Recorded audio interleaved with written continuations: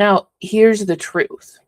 You don't have to use AI like it's some sort of search bar. You don't have to lead with, I want a grant for X. When you do that, you're forcing AI to kind of guess or kind of fill in the gaps around what you're looking for.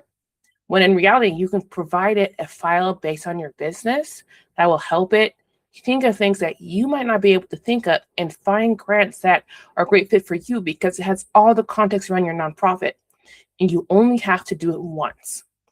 So I'm going to teach you how to build a grant vault. This will be the location where you will store everything about the context of your nonprofit. You'll also store there any winning grants that you've received.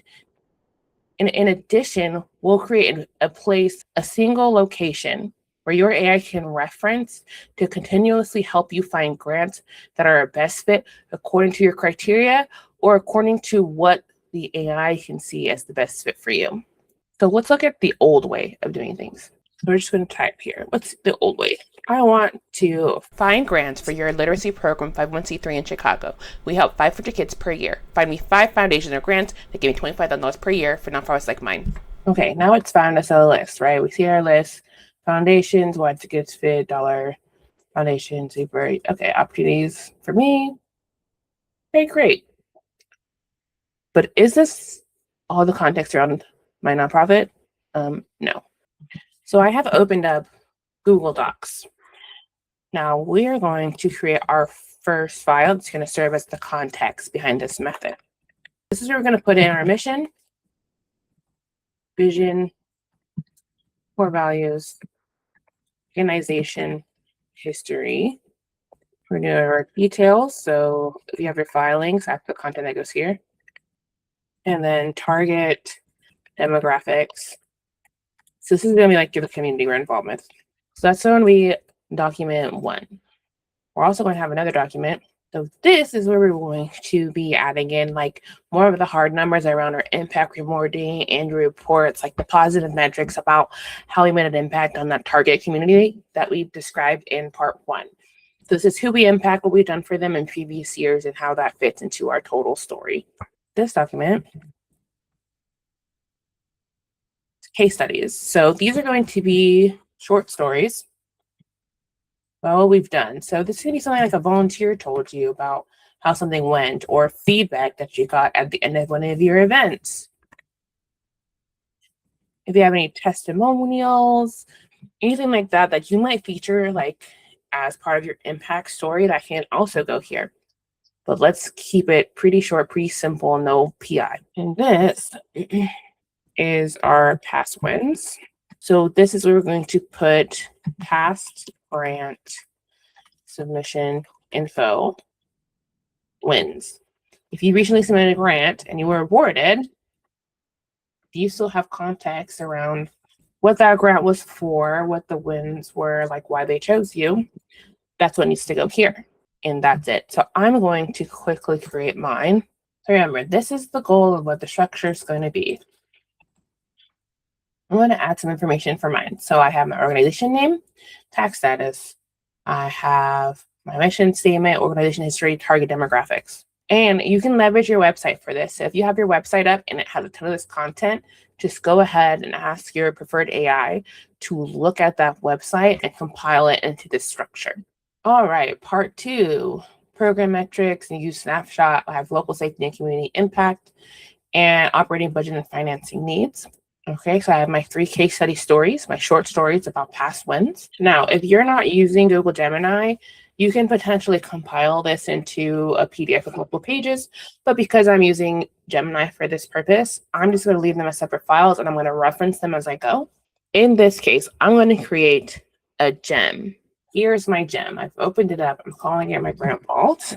Now, if you have any context around type of organization that you have and how the style of how you write in other places, like let's say that you have a social media presence already, or you want to keep in mind like the reading grade level, or you want to keep in mind having a language that would work for people who maybe English is another second language, you can provide that context to this and it'll keep that in mind when you continue to write.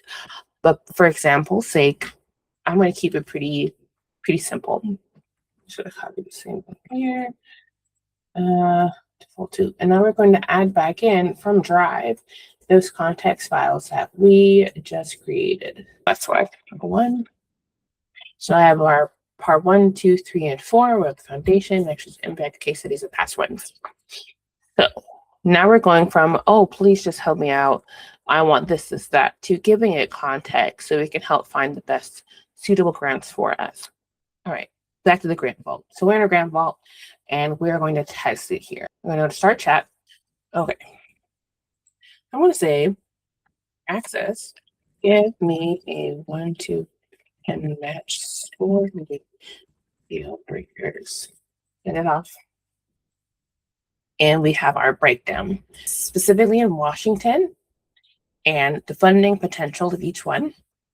And it's matching it against the specific information that we provided it.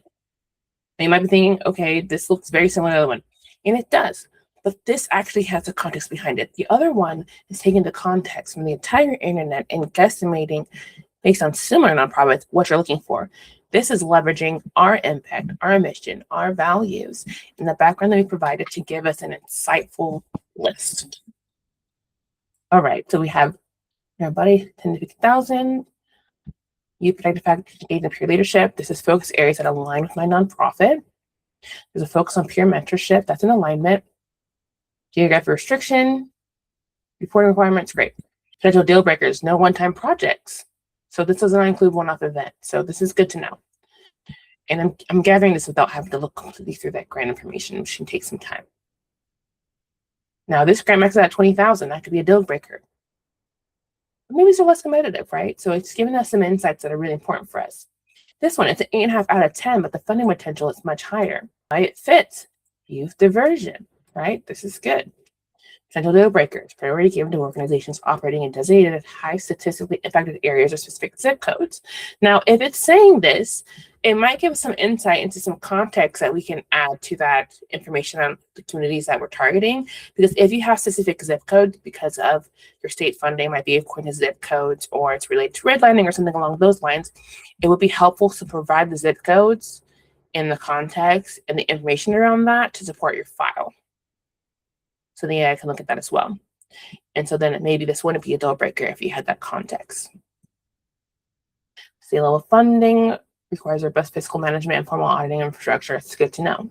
So now it just goes through this list and has my match scores, how much it is, and deal breakers. Okay. Now, because it already knows about this grant, I'm going to ask you to help me write it.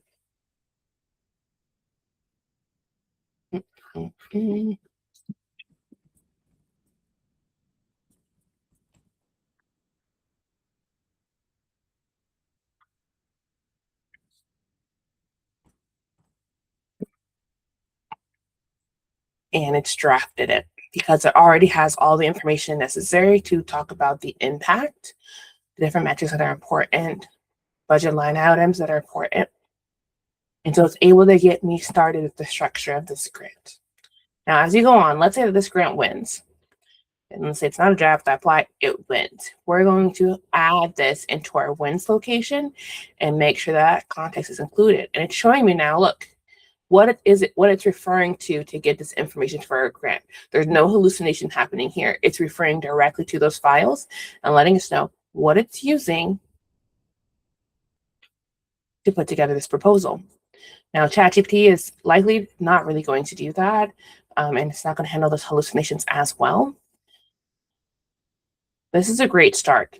I don't know how long it takes you to draft your proposals or anything like that, but for me, it can take a really long time just to get that first few paragraphs written. This gives me a really great starting point, and I can continue to refine this to get to the point of multiple grants. I could have said apply to all those grants for me, or I could have said start the process on all of them for me. Now, here's the best part. Now we've done that one time. I have this information. It has information for me. I'm going to go back to my gems here. I'm going to go back to my vault. I'm going to say, we've been interested in alternative funding through 5 mini grants by August 31st. Which ones should I keep an eye out for? Rank them based on fit. And you can see also above that, right? It actually was showing that it had the previous conversation that we had. So it has context here on those as well. It understands the previous conversation, and that's going to add this under the same gem.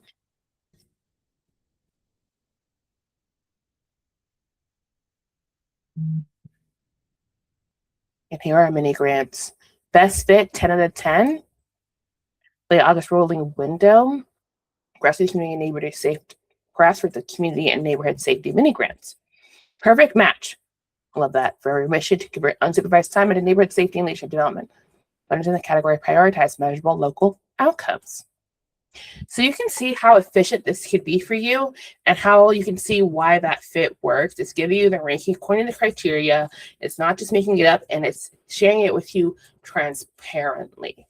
All right, so now we put together the list of grants. We were able to create a proposal draft, and then we were able to find micro grant opportunities that will be with the rolling timeline by the end of next month. And we did that all in just a matter of just a few minutes. We also created a knowledge space, a location where all the knowledge around our nonprofit is going to reside. We have our timeline, our rank. We will talk about other ways to leverage Gemini to further track this information in Google Sheets in the next video. But in the meantime, so why Gemini? So we're choosing Gemini because it can read the context. It's included in the gems, and it also has the option to read directly from Google Drive. So even if you don't create a gem and you want to interact with this in the chat, it can reference that information. And so it's going to ground those web searches that it does against those documents. And so there's no room for hallucination, and it always has context around your nonprofit. This is very important. So then when it chooses the different grants and it's ranking them, it's doing it from an educated point of view and not from a point of view of every other nonprofit on the internet that is similar to yours. And then we can also use this to build up in other areas. So this is just a starting point with grants. But if you want to create a full system that involves grant writing, volunteer management, donor management, we can do all of that by leveraging Google Workspace for nonprofits at just $3.20 per user per month. So if this was helpful for you and you're curious about other ways to find grants that are tailored to your nonprofit and making this process as simple as possible to get your drafts out, I will be putting together more trainings just like this. They'll be posted on this channel. And also there will be resources on how to get started in my school community. So it is the AI-powered nonprofit. I will link that one below for your reference. Okay, so if you are planning to do this on your own after this, I also put together a full explainer blog that will have the exact steps, the 4-file structure, the master Simpson prompts, and some additional prompts that will help you leverage AI in the future as a nonprofit. So just go ahead and there will be a link below called Modular Grant Vault that you can add to your own workspace. So hopefully you found that helpful. I look forward to talking to you soon in the school community.